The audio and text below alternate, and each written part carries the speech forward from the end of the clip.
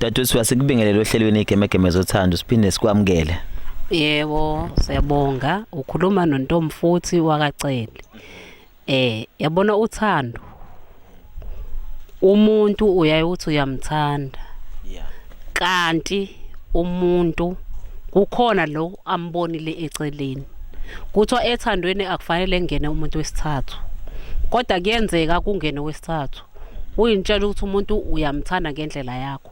Hayi ogwesi yabona mengasalala endlini esehamba umlindile ukuthi uyabuya ulala umuntu akabuyi uyitshela uyabuya kanti akabuyi yayibona leyo nto uthando iyalehlisa kodwa abantu besilisa bayazi leyo nto ukuthi uthando iyabehlisa yabo mina ngendlela umuntu wami ngimthanda ngayo ngimthanda from bottom of my heart kodwa yawuma sengenzela igemegeme engasabuya endlini lonto ingiphatha kabi ngoba ngitshela mina ukuthi uthandana nami yebo ngiyazi ukuthi umuntu wesilisa ngeke azathandane nawe kuphela kodwa fanele phela akutshela ukuthi at least athi ngizoya kwifamily yami angibuyi kodwa mevele avele hambe nje leyo nto iyalehlisa uthando manje masebuyile uthi usuke kephi mombuza mangabe sebuyile phela ungitshela ukuthi kade kubo nami ngiyitshele ukuthi kushuthi bekade kubo ngoba phela vele ngisamthanda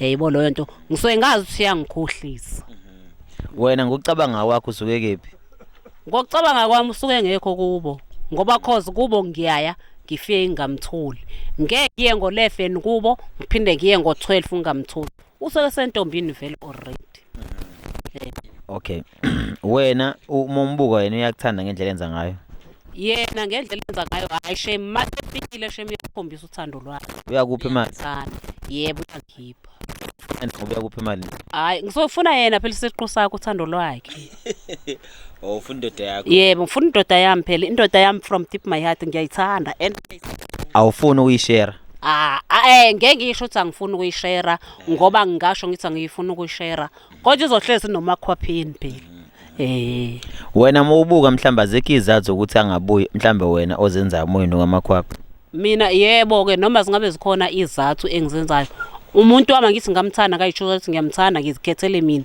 akasho phela mangabe kukhona inkinga esihlangabezana nayo iyasemakamero nathi khona la ungenzi kahle nami bese ngiyalungisa angathuli okay no bucabanga ukuthi simbizo ohlelweni azosho lakhe side nayo ukuthi yini le eyenza ukuthi angabuyi noma angabiki uma ehambile umuntu onjani uyaphuza uyabhlehlisa hayi yabhlehlisa uyaphuza uyaplaba yaphuza nami ngeze ngimbuza ukuthi uphuziswa yini ikephi inkinga yakho mhlambe uxabene nomndeni wakho noma waliwe yimina noma kanye waliwe yenye intombi athi hayi anginayo inkinga ngiyayiphuzela nje wena unenkinga notshwala mina hayi anginayo inkinga notshwala umuntu wami angaphuza kodwa into engiyilolayo akawuyepheleza kumina isithando sami ngoba ngiyasithanda Nokungile sisikuyazwakala sizozama ukuthi simlethe na ubhuti achaze iside lakhe ngoba silazi iside lakhe